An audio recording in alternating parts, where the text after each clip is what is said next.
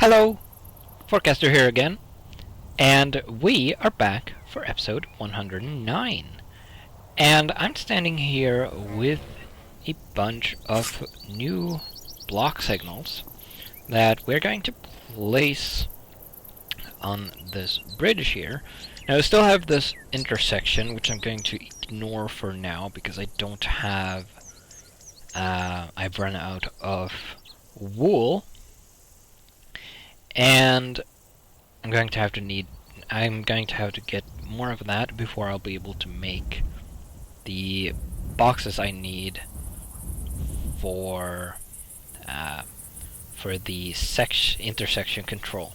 So we're going to place a few signal blocks along this bridge instead. Now, I think we start here.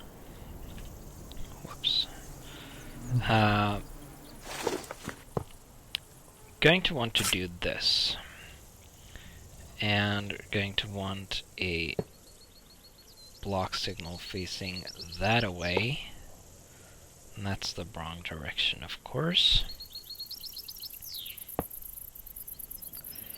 And then we want two facing that way. And then we're going to turn this that way and turn this that way, and everything is correct. Now, come on, there we go. If we use the chunk boundaries, this one is right on the edge of this chunk here. So I think I want about 3 chunks in between. So we have 2 chunks and 3. This is the 3rd chunk. So the second post would be here. 1, 2, 3, 4. And then we'll just do the same setup with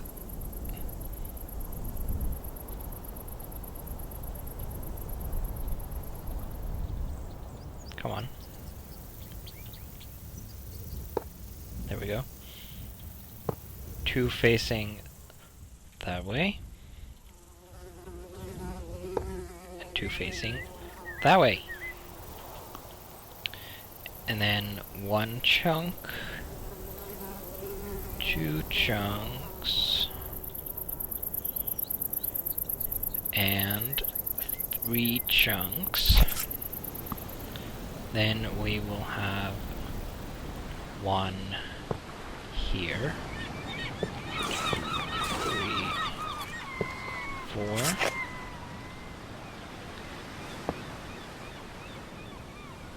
And unfortunately, there we go. That is all I have components for right now. So now I've run out of the block signals, but this is looking pretty good. You can see the next block from here. So let's go along the bridge and mark the positions of the other ones. So we have 1, 2, 3. That way I can count how many more block signals I will need. So 1 there. On the way back, by counting these spots and multiplying them by 4. Because I need 4 block signals per post, of course. This was number 2, and this is number 3. So the next one will be here.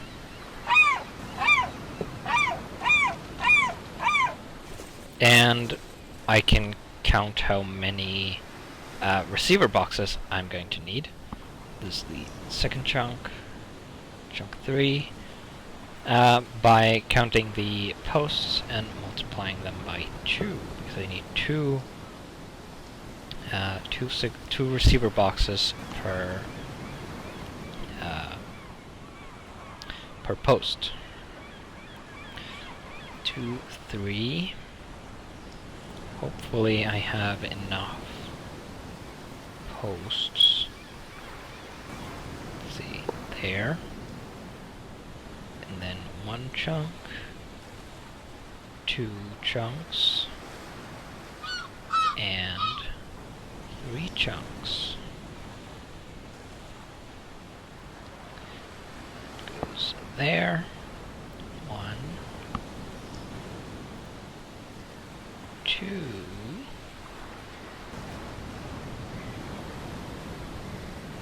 3.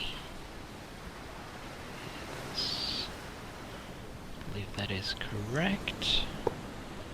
Whoops. 1, 2. I believe we're almost there. 3.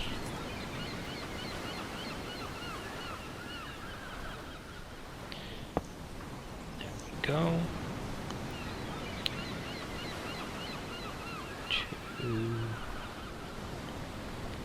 and 3.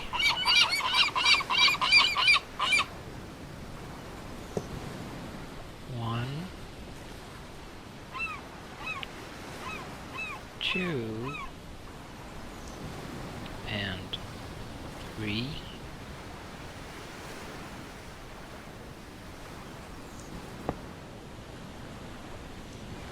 And 1, 2, 3. And here we are at our outpost, where things are just as we left them. This of course hasn't generated any water while I've been gone because it's not chunk loaded. I think we can turn that off now. So let's head back and count these. So we have 1 and 2 .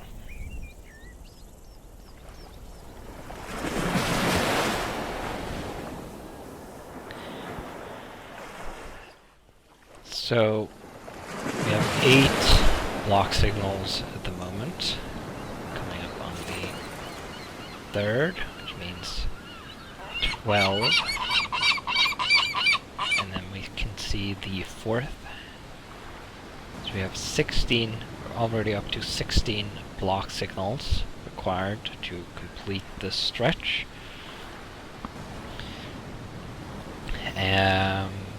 There's the 5th. And then we have at least this length in that direction. Here's number 5. To reach the village, of course. Which is going to be a bunch of work. Here we have number 6, I think.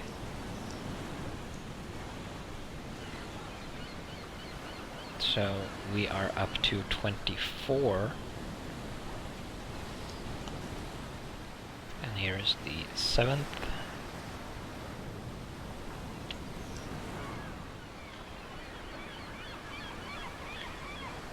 And the 8th. And like I said a bunch of episodes ago, quite a while ago, probably going to use a different bridge design that will use fewer pillars for the next bridge.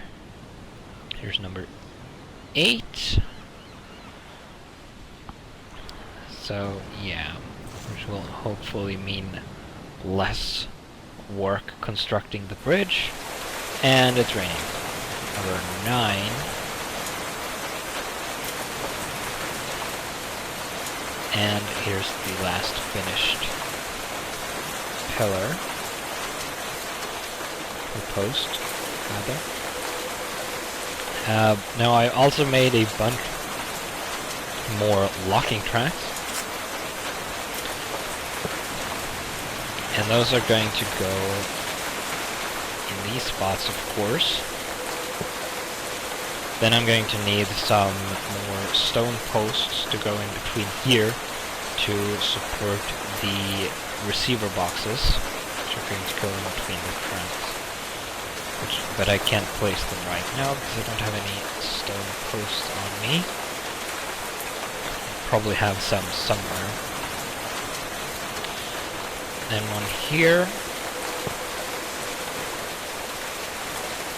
And one here. So if I counted correctly, there's 9 posts in between the last,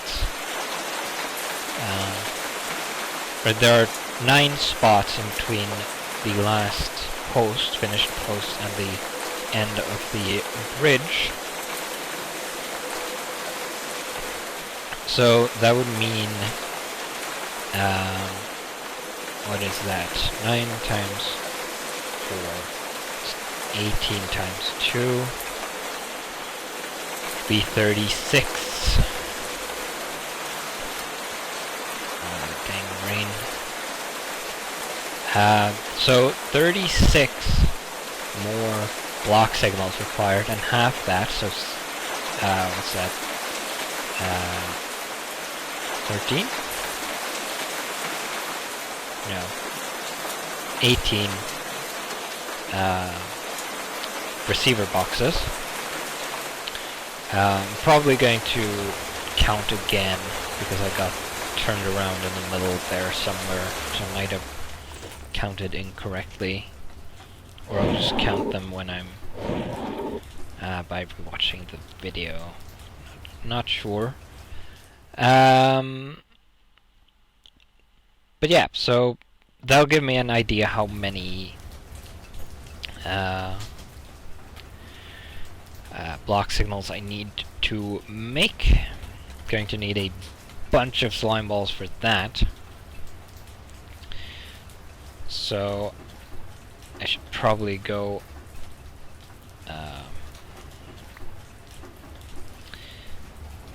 let's see. Oh. I'm cold, am I? Let's go stand on a lamp.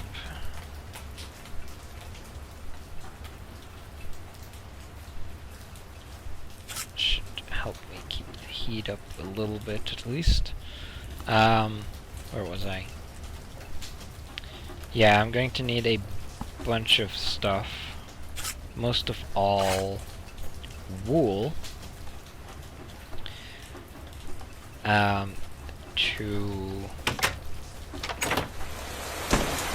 To make all of those circuits I'm going to need. Stupid cold. Let's get some milk from you and some milk from you.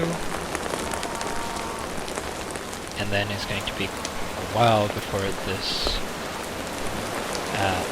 spoils, so that I can use it to make more slime balls. And then I'm going to have to repeat that a bunch of times.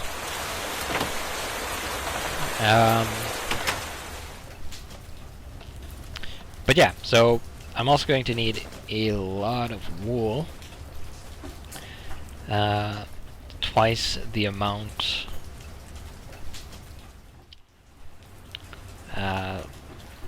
Let's say I need 40 block signals. I'm going to need 80 blocks of wool. And these flax plants produce What does a flax drop? Do they drop? No, they drop. I guess between 1 and 4.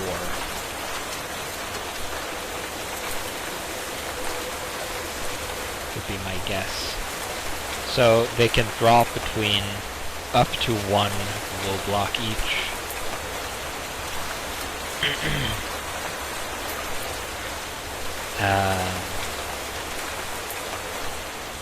But they grow pretty slowly, unfortunately.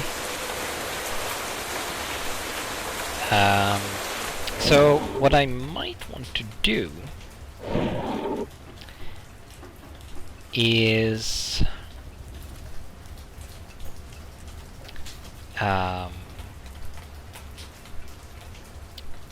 go out to find some sheep. I will put this. I'll put these uncolored wool blocks in here for now. But yeah, so maybe some sheep would be better for farming wool in larger quantities than flax plants.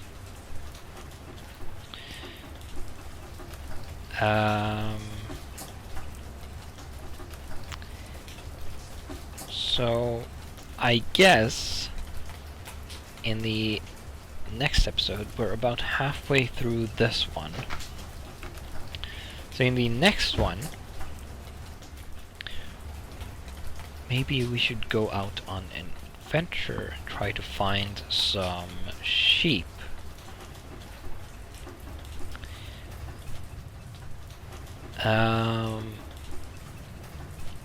There's actually something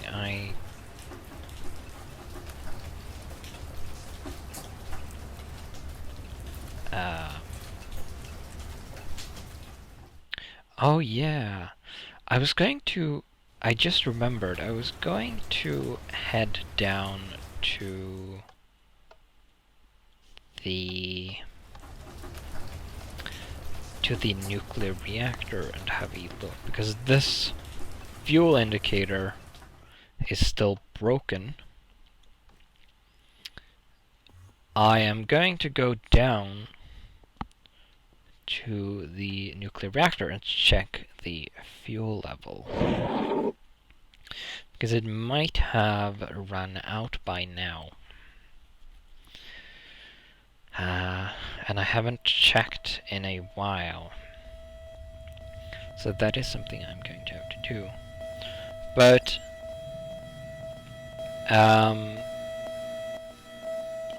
yeah. So in the next episode we're probably going to go look for sheep. It doesn't have to be so cold. It's probably the rain's fault. Depleted uranium. Right, so it... Oops. Still haven't fixed this wall. Ignore that. It's fine. So, it's run out of fuel. So, we're going to want... This containment box should have a new pair of dual fuel rods in it. So we're going to take those out and take those out and then put those back in. Let's see, 2 depleted uranium single rods. So let's put this back here, and we're going to take this back up with us. And I should have gone to the workshop. I think, yeah, you put these through these thermal centrifuge and you get some plutonium. some iron dust back, and some uranium back. So first we want to go to the workshop.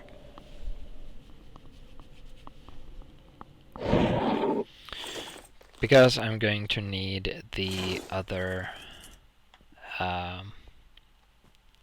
hazmat suit that I have here.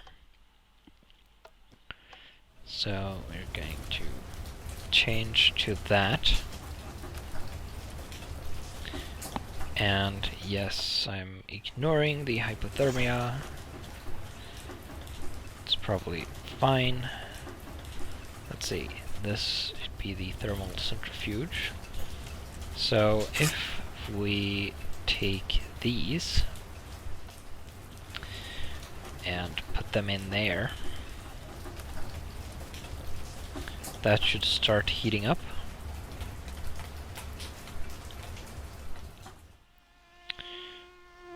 Let's see, that is full, which is a shame, because I would have liked to add these dual fuel rods to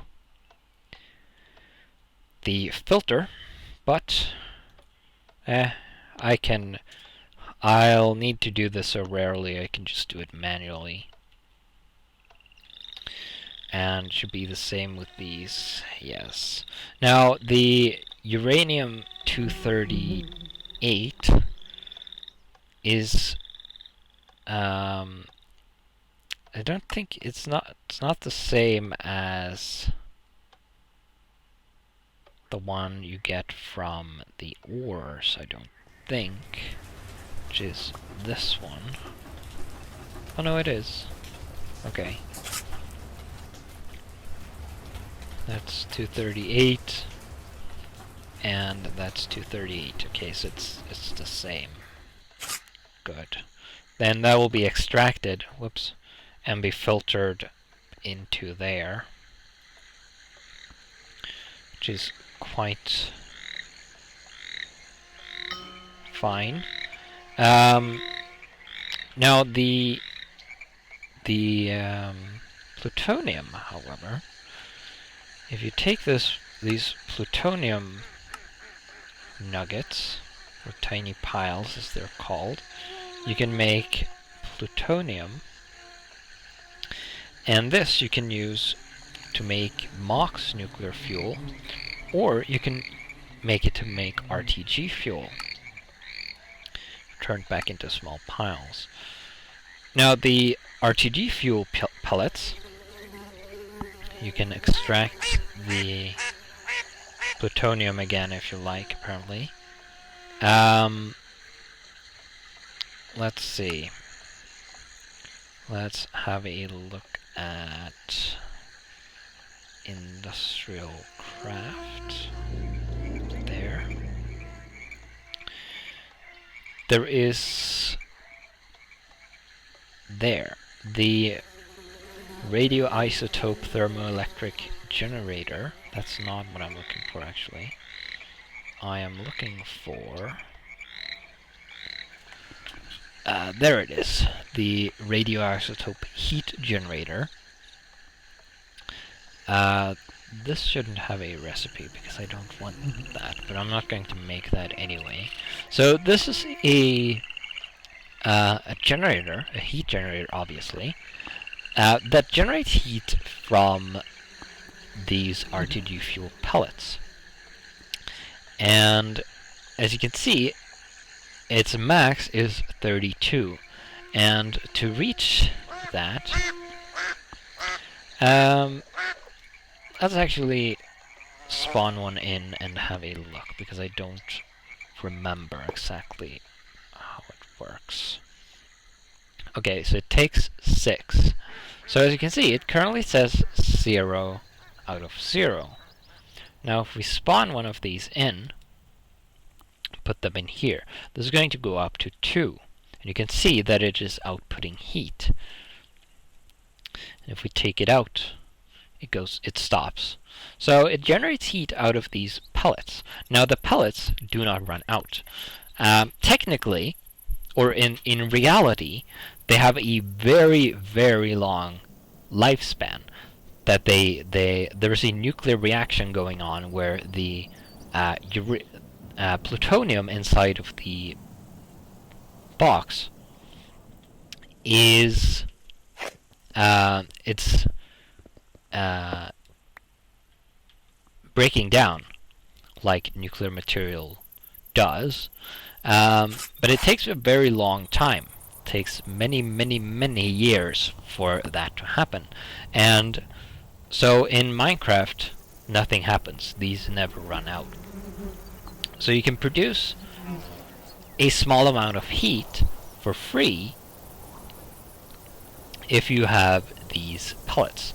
But as you can probably figure out, you need to have a nuclear reactor and actually use and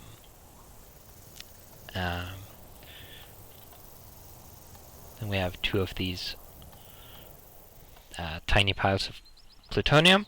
So you need to use normal nuclear fuel, uranium, in a nuclear reactor to produce plutonium.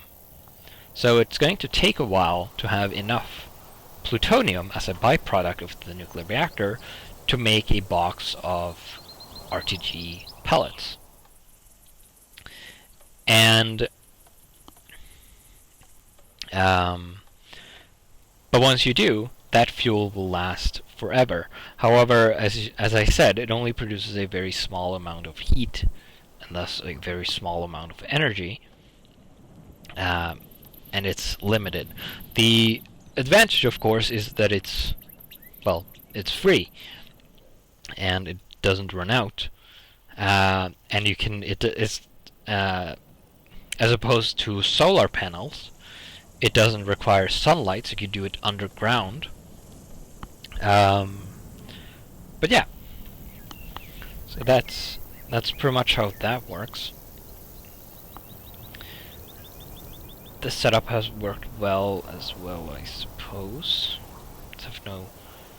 Nothing happened there. Although I haven't actually run a mining operation since I set this up, so I suppose I haven't actually tested it. That was extracted quickly.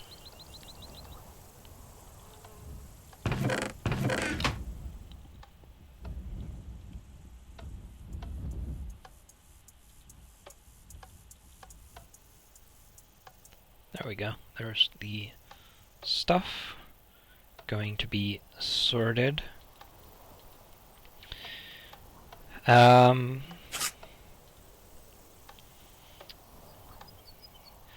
Right, I'm also going to need to make more fuel rods for the reactor. Here's the Mox fuel rods, and I don't know what they do exactly. They might produce more heat or something compared to the plain uranium ones. Enriched uranium nuclear fuel. Let's see. Do have a bunch of that already. I just need the fuel rods, which you make by extruding iron plates. Well, alright. Alright. There's a thing I was going to talk about before I remembered the nuclear reactor. In the Quiver Bow mod, there is a weapon called the Soul Cairn. And as you can see from the description, it kills the target mob on hit, and if the mob has one, it will drop a mob egg of that mob. And it's not for use on players, of course. like it says. So essentially what it allows you to do is capture mobs in eggs and then transport them around as items, which is convenient. It does use diamonds as ammunition, but it would be very handy when we're going out to hunt for sheep, because, well, tying the sheep to leads and dragging them back here on foot would be, or that way, would be pretty annoying. Transporting them as eggs would be a lot more convenient. Now, the soul cairn, as you can see, requires end stone, but fortunately, if we have a search for end, Open Computers has a way to make fake or artificial endstone using blocks of chameleon, I guess it's pronounced, which is made from charcoal, redstone, and water, and some gravel. So that's probably what we're going to have a look at doing in the next episode, make some artificial endstone. So, I will see you then.